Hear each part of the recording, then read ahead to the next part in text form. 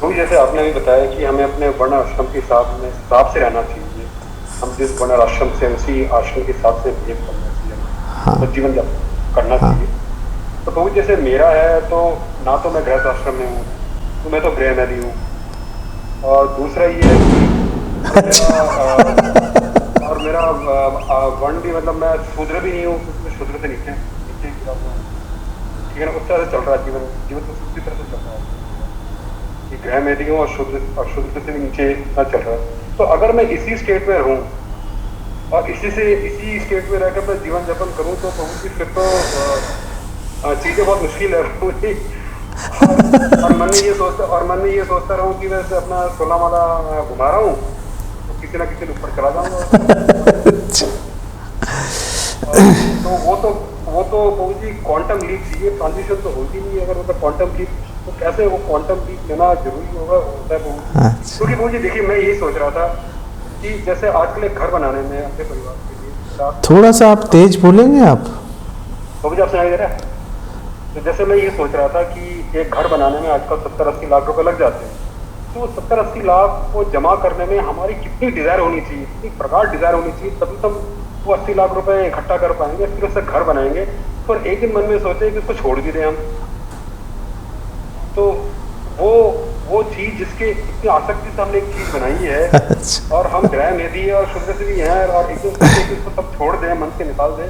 तो इस जीवन में तो मुझे बहुत ही एक कठिन कार्य लगता है। मतलब थोड़ा सा प्रभु जी इसको गाइड गाइड कर दीजिए मुझे। देखो, घर में आसक्ति के कारण ही ग्रह मेधि का दोष नहीं लग जाता। वो तो चलो हमारे में कमियां हैं, लेकिन अगर हम भक्ति कर रहे हैं, साधना कर रहे हैं, 4 नियमों का पालन कर रहे हैं, भगवत गीता भागवतम पढ़ रहे हैं, तो ग्रह मेधि नहीं कहा जा सकता, पहली बात। दूसरी बात ये तो बात हुई कि आश्रम की। वर्ण की भी बात कर लेते हैं। वर्ण बिल्कुल क्लियर है।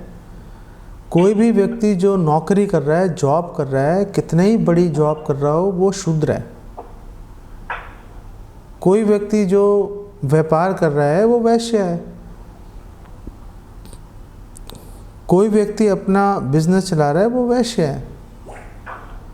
जो सरकारी तंत्र है वो क्षत्रिय हैं, और जो भगवत गीता भागवतम की शिक्षाओं का प्रचार कर रहे हैं वो ब्राह्मण हैं। सबसे वो वैश्य तो हैं। अगर आप जॉब कर रहे हो तो शूद्र हैं, बात खत्म हो गई। अब सवाल ये आता है कि हम तो चलो शूद्र हैं, चलो गृह में नहीं है, गृहस्थ हैं, तो क्या आप पूरा जीवन इसी में लगा दें? या हमने जी तोड़ मेहनत करके हमने 70-80 लाख 1 करोड़ इकट्ठा किया और उसका घर बनाया, अब वो उस घर के अंदर हमारी आसक्ति है, तो उसको कैसे छोड़ पाएंगे? उसको क्यों नहीं छोड़ पाएंगे? हमें ये सोचना चाहिए कि हमारी आसक्ति हो या ना हो, छोड़ना तो पड़ेगा ही एक दिन। मृत्यु सर्वहरश्चाहम, मृत्यु के रूप में भगवान सब हरण कर ही लेते हैं। एक भक्त को ये बात पूरी क्लियर होती है, इसलिए भक्त जो है उससे आसक्ति वस्तुओं से नहीं रखता। अगर वो आसक्ति नहीं हटा पाएगा तो वह नहीं हटा पाएगा, रहते रहो घर में, लेकिन कम से कम माला तो करते रहो, कम से कम साधना तो करते रहो। आज नहीं अगले जीवन में मौका मिल जाएगा भक्ति में आगे बढ़ने का। वो इच्छा को अपने हृदय में हम प्रगाढ़ तो कर ही सकते हैं, लेकिन ये भी सोचना कि हम नहीं कर पाएंगे वो अच्छी भावना नहीं है। कोई भी आप शास्त्र उठा के देख लो, कितने ही मोटिवेशनल स्पीकर उठा के देख लो, पॉजिटिव थिंकिंग, सकारात्मक सोच का बहुत महत्व है। आप आज कोई काम नहीं कर सकते का मतलब ये नहीं है कि आप भविष्य में भी वो काम कर ही नहीं पाएंगे। हमारी आज की क्षमता भविष्य की क्षमता से बिल्कुल अलग हो सकती है हमारी, और होगी अलग। हमें भक्ति की प्रक्रिया और चैतन्य महाप्रभु की कृपा पर हमें विश्वास होना चाहिए हमें। श्रद्धा शब्दे विश्वास, कैला सुदृढ़ निश्चय। हमें पूरा विश्वास होना चाहिए कि आज नहीं कर पा रहे, लेकिन कल हम कर पाएंगे, कल हम कर पाएंगे, इसमें हमें कोई शंका नहीं है। तो हमारे घर में आ सकती है, कोई फ़र्क नहीं पड़ता, धीरे धीरे पहले से घटी है और घटेगी। हम लोग आज जॉब कर रहे हैं, हम लोग शूद्र हैं, तो अब शूद्र व्यक्ति क्या करेगा? हम लोग आज नहीं तो कल तो रिटायर होंगे कभी ना कभी, वो शूद्रता से हमारा पीछा छूट जाएगा।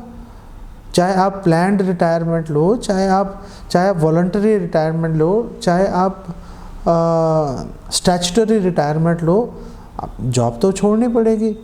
जिस दिन छोड़ेंगे उस दिन शूद्र की हम कैटेगरी से, उस वर्ण से हम बाहर निकल आएंगे। और अगर उस समय हमने तैयारी कर रखी होगी तो हम शूद्र से सीधा छलांग मार के ब्राह्मण के पद पे आसीन हो जाएंगे।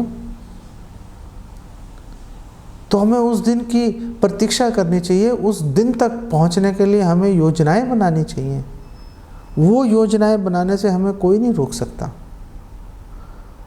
वो योजनाएं बनाने से, उन पे काम करने से हमें सिर्फ एक ही व्यक्ति रोक सकता है, हमारा मन।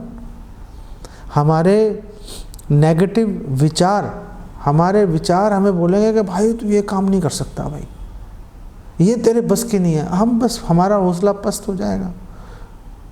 लेकिन अगर हम भक्तों के संग के साथ चलते रहेंगे, वो हमें उत्साह, हमारे हृदय में प्रेरणा, हमारे हृदय में वो संचारित करते रहेंगे, तो हमारी भी अगर इच्छा होगी तो हम कर पाएंगे। हमारे पास वो अवसर जरूर आएगा करने का। हम एक्चुअली में करेंगे या नहीं करेंगे वो तो समय बताएगा, लेकिन ऐसा नहीं हो सकता कि हमारे पास वो अवसर हमें प्राप्त नहीं हो। वो अवसर हमें 101% प्राप्त होगा। तो हमें उस क्षण के लिए हमें तैयारी करते रहना चाहिए। आज की तारीख में हमारा यही कर्तव्य है। ठीक है, तो मतलब हमें उस मोमेंट के लिए वेट करना चाहिए और उस मोमेंट के लिए हमें अभी से तैयारी करनी चाहिए। जब भी वो मोमेंट आए, हाँ तैयार हो। हाँ, जैसे आप हनुमान जी को देखो, हनुमान जी की जो मुद्रा है, वो मुद्रा हनुमान जी की हमारे लिए प्रेरणा का स्रोत है। हनुमान जी ना बैठे हुए हैं ना खड़े हुए हैं, बिल्कुल तैयार है। जैसे ही भगवान राम की आज्ञा मिलेगी फौरन चल देंगे। वो बैठे रहेंगे। अगर हनुमान जी बैठे होंगे तो भगवान राम ने बोला भाई ये काम कर दो, तो वो सोचे यार अब तो बैठा हुआ हूँ आराम से चलो उठता हूँ, सोचता हूँ। बैठे नहीं हुए। ना ही हनुमान जी खड़े हुए हैं, तो भगवान राम के साथ ही चिपक के खड़े हो गए। भगवान राम कहे यार भाई थोड़ा सा तो दूर हटो, सांस तो लेने दो। या फिर हम हनुमान जी बोले भाई खड़े खड़े थक गया, सेवा का मौका आया तो थकान इतनी थी कि कर नहीं पाए। हनुमान जी उस वीरासन के अंदर खड़े हैं कि जैसे ही भगवान से सेवा का हमें आदेश मिलेगा तुरंत लग जाएंगे। ऐसे हमें भी बैठे नहीं रहना चाहिए और ना ही हमें अंधाधुंध दौड़ना चाहिए। हमें योजना बनानी चाहिए और प्रतीक्षा करनी चाहिए कि हाँ हमें जैसे ही सेवा का अवसर मिलेगा बस कूद जाएंगे उसके अंदर सेवा करने के लिए।